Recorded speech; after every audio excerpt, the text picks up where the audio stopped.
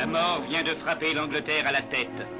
Le roi George VI, dont on pouvait croire la santé rétablie, a succombé à une embolie pendant son sommeil au château de Sandringham, où la famille royale s'était retirée pour quelques jours.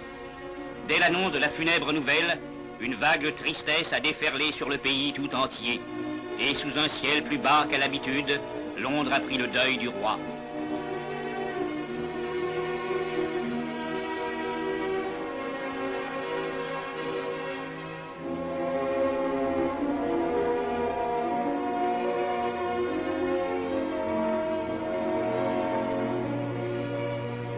Sa naissance ne destinait pas au trône le futur George VI, qui avait adopté une vie simple, cantonnée dans une ambiance aimablement familiale. C'est là que le destin vint le trouver. Un jour de mai 1937, au milieu d'un apparat presque médiéval, il recevait la succession imprévue de son frère Édouard VIII. Et sa très gracieuse majesté George VI entrait dans ce rôle royal qu'il devait assumer pendant 15 ans, au milieu de cet univers traditionnel qui demeure à notre époque la marque de la vieille Angleterre. Il avait pris le pouvoir dans des conditions qui réclamaient beaucoup de dignité et de sagesse. Toute sa vie, il la consacra dès lors au devoir de sa charge avec la plus ferme conscience. Ses qualités humaines avaient rapidement conquis les cœurs de ses sujets et tous ses actes devaient être accompagnés d'une longue acclamation qui allait à l'homme autant qu'au souverain.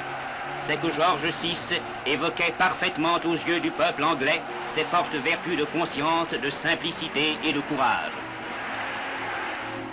Il devait le montrer davantage encore pendant les heures dramatiques de la guerre, où il ne voulut être vraiment au cœur de la tragédie de Londres que le premier des Britanniques. Et, dans les incertitudes de l'après-guerre, avec les États-Unis, avec la France, il resserrait les liens d'une amitié maintenant traditionnelle. Sa vie familiale exemplaire devait être marquée par le mariage de sa fille Élisabeth, que le peuple britannique avait adoptée comme sa propre fille.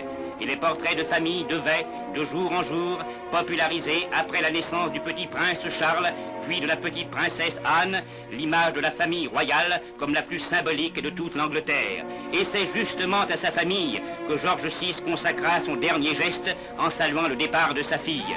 C'est sur ce visage de 26 ans que se fixent maintenant les regards. La princesse Élisabeth, qui devient Élisabeth II, reine de Grande-Bretagne, d'Irlande du Nord et des Dominions d'au-delà des mers.